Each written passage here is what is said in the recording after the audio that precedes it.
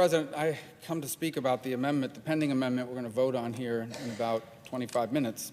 And it is an amendment that says that it is a mistake to proceed with withdrawal from Syria in the pace and scale that is currently proposed, or that the White House has announced that they're going to undertake. This is what I'll say here today is what I said initially about it, my position that I thought it was a bad idea. I said it then. I've said it to the President in a subsequent meeting.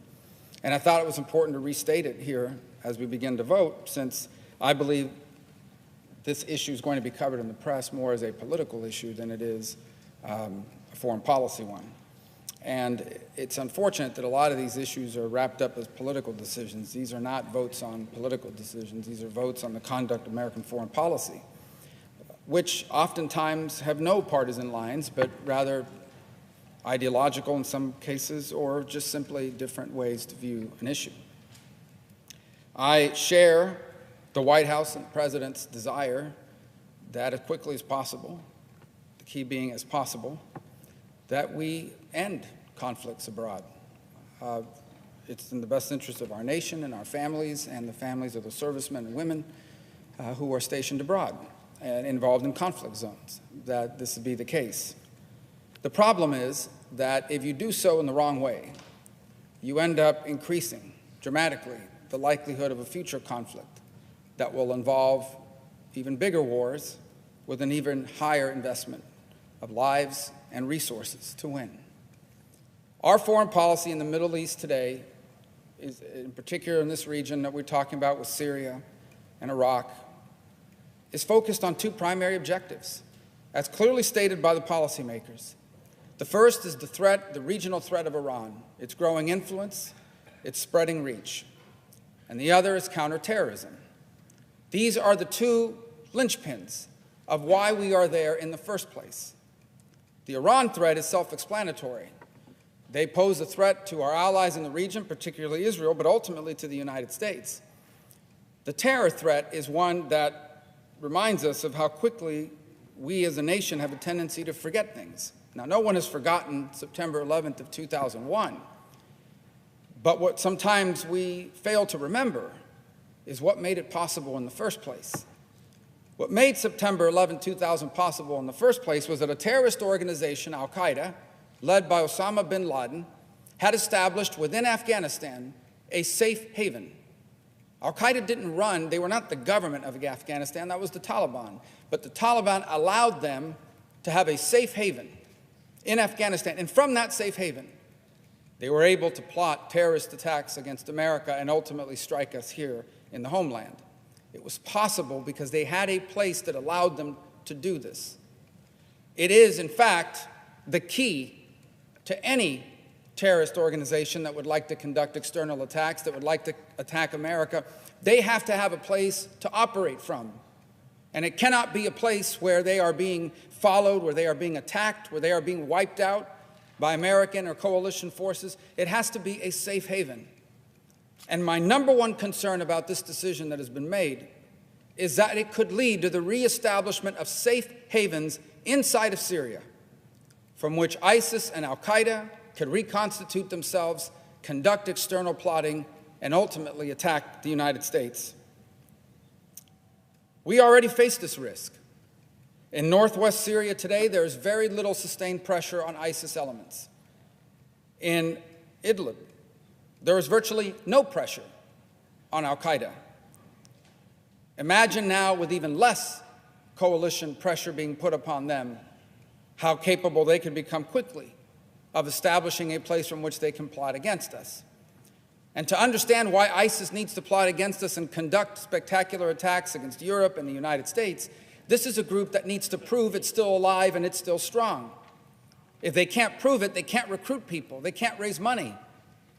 They're also in competition with other terrorist groups. In fact, ISIS is a spin-off of al-Qaeda. These groups actually compete with one another for members and for resources. Both of them have a vested interest in attacking us abroad, not just in fulfillment of some ideological aims, but as a means of survival. Because if these groups are able to conduct or inspire these kinds of attacks, it gives them credibility, it attracts members and fighters to them, it allows them to raise money for more attacks. Now, some people will tell you, well, let the others that are in the region take care of them, Turkey or Iran or the regime or the Russians. The problem is none of these groups have shown any interest in fighting ISIS or limited interest. The Turks are largely interested in a buffer zone in the northern part of Syria, a buffer zone which the Kurds do not dominate because of their own internal politics. I'm not claiming that the Turks are fans of ISIS. I'm saying that ISIS is not their number one priority. Their number one priority is defeating Kurdish forces and gaining control of a buffer zone in the northern part of Syria. That is what they are going to prioritize above anything and everywhere else. They are not a reliable partner, nor do they have the capability to be a reliable partner in sustaining pressure on ISIS. Interestingly enough, if you look at what Turkey will need, even if they wanted to be a sustained partner against ISIS, you know what they would need? Logistical support from the United States of America. In essence, they can't even do what they're promising to do unless we're there with them to do it. Hence, but they don't want us to be there, which tells you they really just want us to leave so they can create this zone in the northern part of Syria. The regime only cares about ISIS if they are in population areas or if ISIS is threatening critical infrastructure. So if ISIS is taking a hold of an oil facility somewhere, they'll care. If ISIS is in the middle of a big city, they'll care. But all these other vast spaces, they don't have the resources, and frankly, they don't care.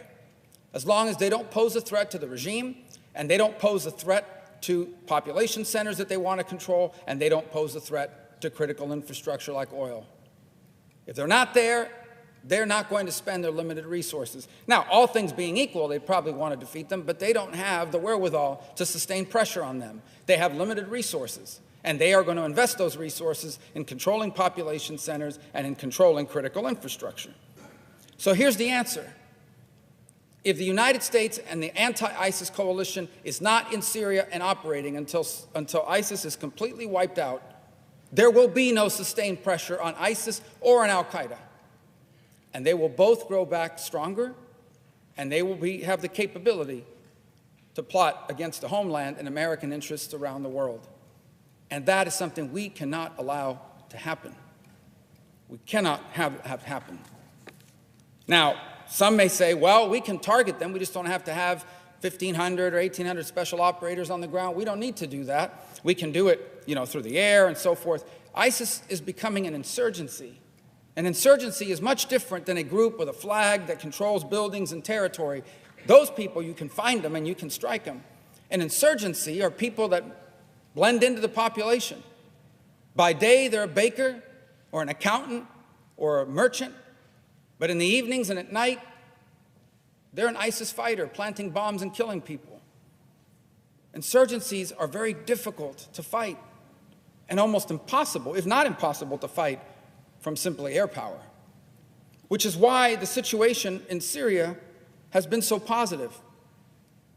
2,000 American servicemen and special operators, alongside thousands of Syrian Democratic forces and Kurds who are primarily doing the ground fighting with our logistical support and air support, have eroded ISIS's control of territory in the country.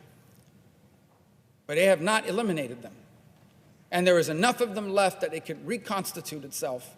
In fact, it's in the process of doing so already. They are clearly capable of killing American servicemen, as they did a few days ago. And since that time, there have been a series of other IED attacks inside of Syria, some of which could have killed Americans.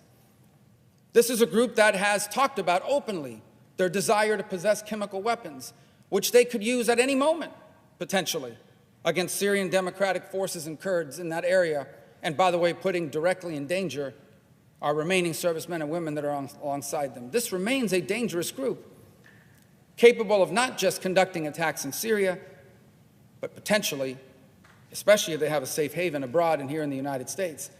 And that's not to even mention a group that doesn't get talked about enough anymore, al-Qaeda. Al-Qaeda still exists. And there's a part of Syria in which they are completely uncontested.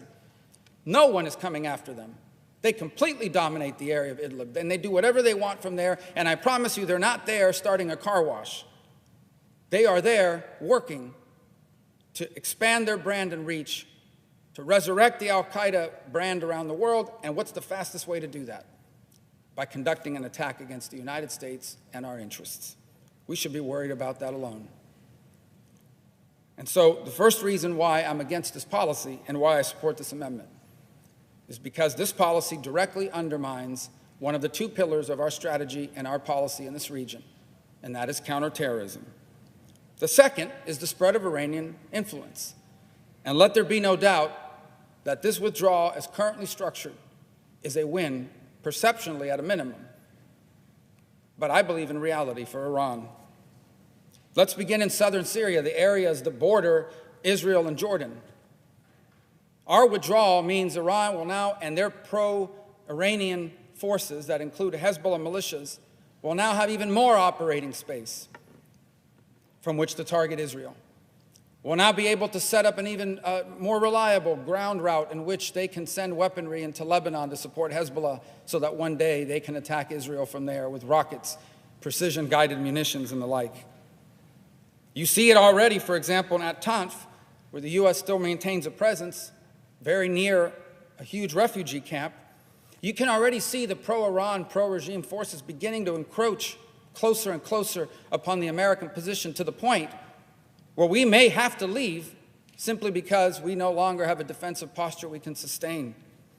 But what the withdrawal has done is it's allowed Iran and the pro-regime forces to go to our allies, to go to the groups on the ground that we've been working with to fight ISIS, and say to them, the Americans are unreliable, the Americans are leaving, you might as well partner up with us now, we're the only ones that can protect you.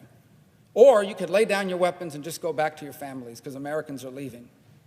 And I fear it's working. I fear that they may dictate the pace of our withdrawal because that announcement alone has undermined our credibility in the eyes of the partners we've worked with in southern Syria. This is true, what I've just outlined as well in the north, where the Kurds are facing the risk of military attack from the Turks, and they're saying America's leaving, and the only people left that we can partner up with to protect us is Iran and the regime and or the Russians. In fact, we've left them no choice but to join up with Iran and the Russians and pro-regime forces.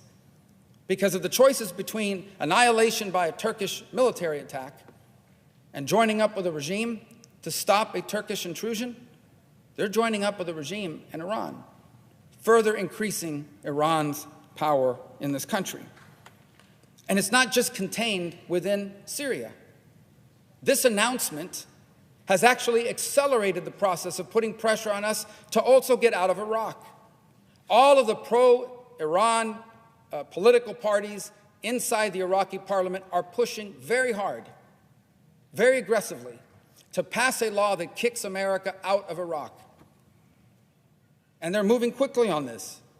You see their tentacles in Afghanistan, where they're beginning to create internal political pressure through their parliamentary body to force America to pick a date. Tell us when you're leaving and a date certain.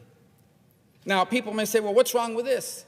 Let's get out of Syria, get out of Iraq, get out of Afghanistan. Why are we fighting other people's wars? We're not. This is not other people's wars. This is ours. These people who are going to operate in these safe havens and Iran, we are their target. We are who they want to strike at.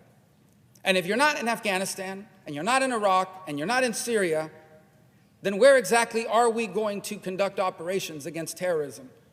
From where exactly are we going to be postured to defend ourselves if Iran decides to strike our other military facilities in the region?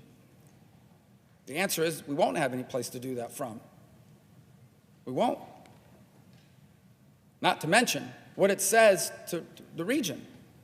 Because understand this, the Iranians and our enemies in the region have been telling everyone for a long time, and the Russians echo this, Americans are unreliable, they always abandon their friends, you can't count on them, or America's a declining power. That's the other argument they use openly. America is a great power in decline. And every year that goes by, you will see that they can't back up their words, and that's why you can't count on them. America's weakening. I don't believe that's true. In fact, we know that's not true. But halfway around the world, they do. And when we take actions that prove it, it makes it true in the minds of a lot of people in a lot of countries. And it actually is dangerous.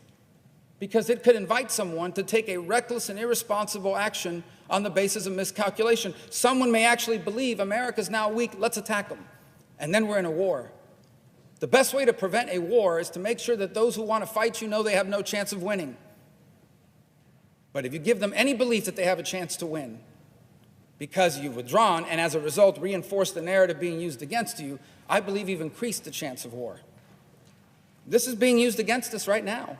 Iran is openly parroting this. They are holding this up as an example of an Iranian win. They're saying this proves our strategy has been working.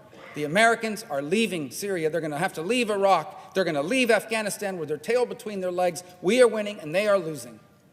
It reinforces a narrative, by the way, that's also used against us by the Chinese and other parts of the world. This is a very dangerous situation.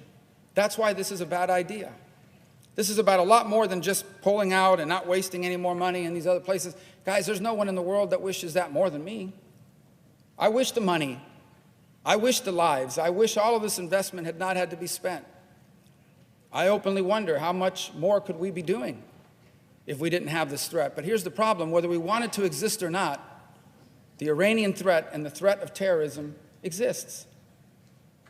We cannot deal with the world the way we want it to be. We have to deal with the world the way it is. We didn't create the terror threat, but it's there. And we can ignore ISIS and we can ignore al-Qaeda and we can ignore Iran, but they will not ignore us. We can decide not to go after them, but they will come after us. And I think that's a grave mistake, because if we allow al-Qaeda and ISIS, or both, to have a resurgence, they will attack the United States of America.